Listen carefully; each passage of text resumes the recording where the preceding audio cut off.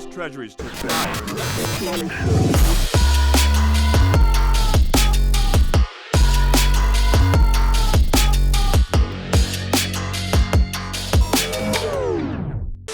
Listen up, Rebels. Rebel Leader here, and today we have our last Rebel Mindset video, and it's very important. I saved the best for last. I want you to really listen to this one. I'm going to be talking about mediocrity versus excellence.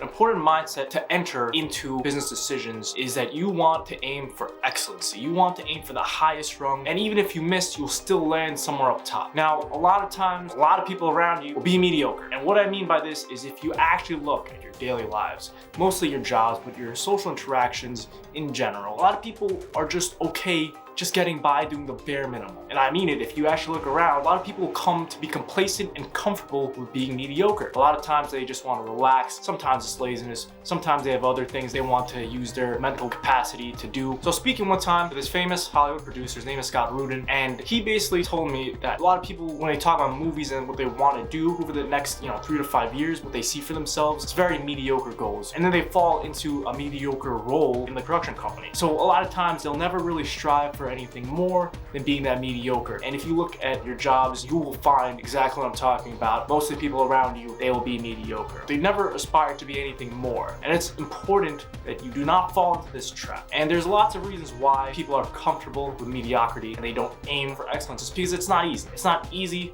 to always be on. It's not easy to always be striving and driving. This is why it's important that you always have to choose excellency. I think you should always start by demanding excellency from yourself in any pursuit or anything you do. You can't always be on. You can't always be striving for excellency, but you should be trying to and demanding it from yourself. And I think that's where it's important that you have other people demanding excellency from you. And I think that's okay. I think it's okay that people put pressure on you. I think it's okay that people try to pull you up.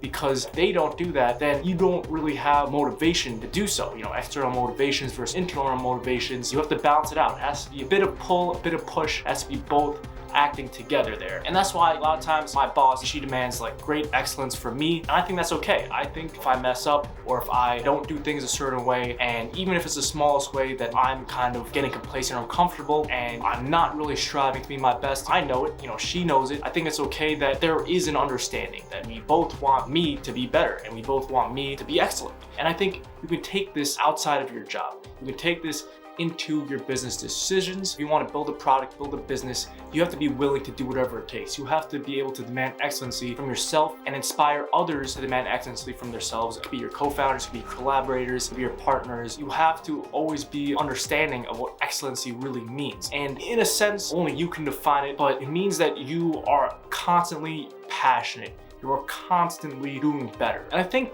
it's important that you want to really fully grasp this mindset, because you can take this into the stock market by looking for excellent business leaders. And you can see what companies are promoting excellency. You can kind of see which companies want to change their company, what they're trying to do, change the world, and trying to achieve their version of excellency. I think it really lets you understand not only your mindset, but the mindset of other business leaders. And you have to be able to determine whether people are okay just being the mediocre company in a vast growing industry, or do you want to own stock of a company that is the number one? Really understand what it means to be the cream of the crop. And when it comes to it, this is really the internal motivation that will drive all your decisions to save your money, to put into the stock market, to see a long-term plan for yourself. Because if you don't, then you just fall into this ocean of mediocrity.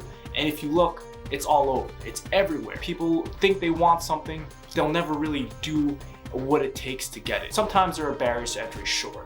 And I understand a lot of the barriers, but a lot of times you can, if you really want something, for all of your mindset and all of your actions driving to the one goal, a lot of times you'll get it.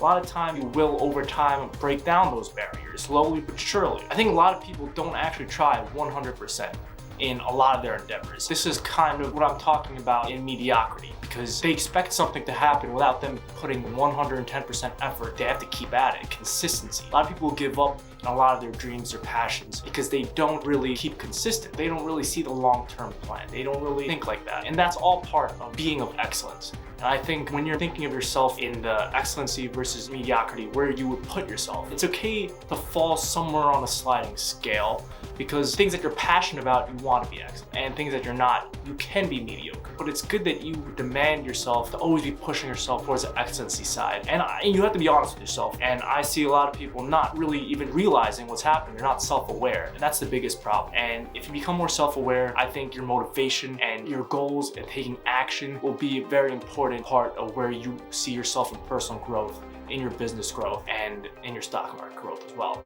In short, demand excellence from yourself and stay frosty, rebels. Rebel leader, over and out.